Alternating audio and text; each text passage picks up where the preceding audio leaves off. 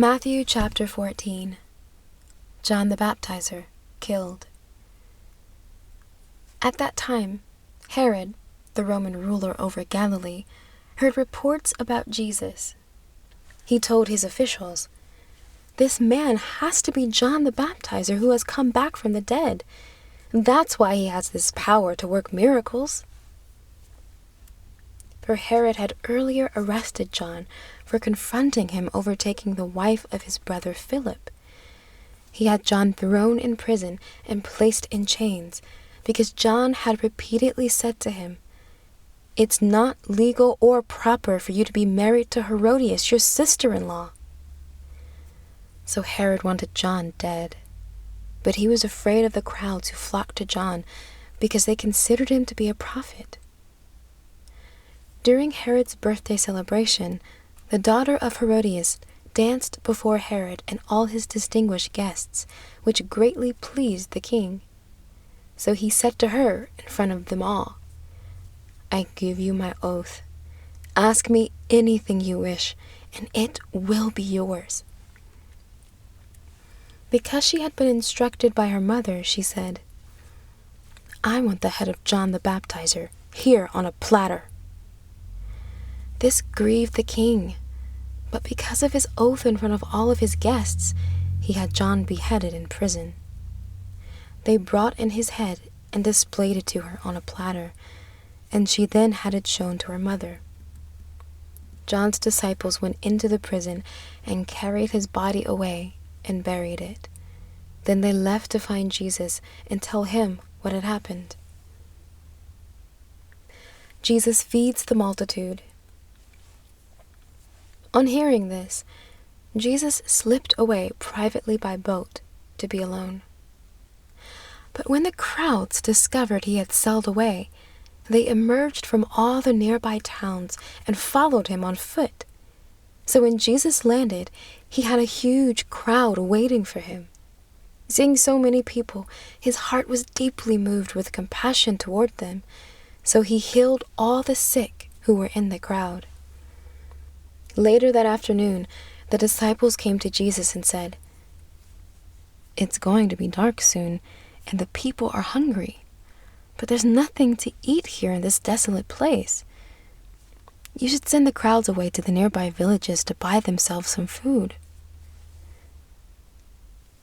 "They don't need to leave," Jesus responded. "You can give them something to eat." They answered, "But all we have is 5 barley loaves and 2 fish." "Let me have them," Jesus replied. Then he had everyone sit down on the grass as he took the 5 loaves and 2 fish. He looked up into heaven, gave thanks to God, and broke the bread into pieces. Then he gave it to his disciples, who in turn gave it to the crowds. And everyone ate until they were satisfied, for the food was multiplied in front of their eyes. They picked up the leftovers and filled up 12 baskets full. There were about 5,000 men who were fed, in addition to many women and children. Jesus walks on water.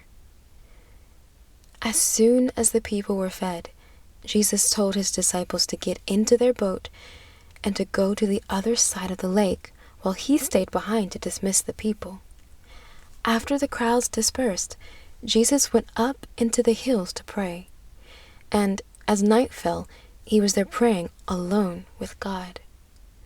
But the disciples, who were now in the middle of the lake, ran into trouble, for their boat was tossed about by the high winds and heavy seas. At about 4 o'clock in the morning, Jesus came to them, walking on the waves. When the disciples saw him walking on top of the water, they were terrified and screamed, "A ghost!" Then Jesus said, "Be brave and don't be afraid. I am here." Peter shouted out, "Lord, if it's really you, then have me join you on the water." "Come and join me," Jesus replied. So Peter stepped out onto the water and began to walk toward Jesus. But when he realized how high the waves were, he became frightened and started to sink. "Save me, Lord!" he cried out. Jesus immediately stretched out his hand and lifted him up and said, "What little faith you have! Why would you let doubt win?" And the very moment they both stepped into the boat, the raging wind ceased. Then all the disciples crouched down before him and worshipped Jesus. They said in adoration, "You are truly the Son of God." After they crossed over and landed at Gennesaret, the people living there quickly recognized who he was. They were quick to spread the news throughout the surrounding region that Jesus had come to them. So they brought him all their sick, begging him to let them touch the fringe of his robe, and everyone who touched it was instantly healed.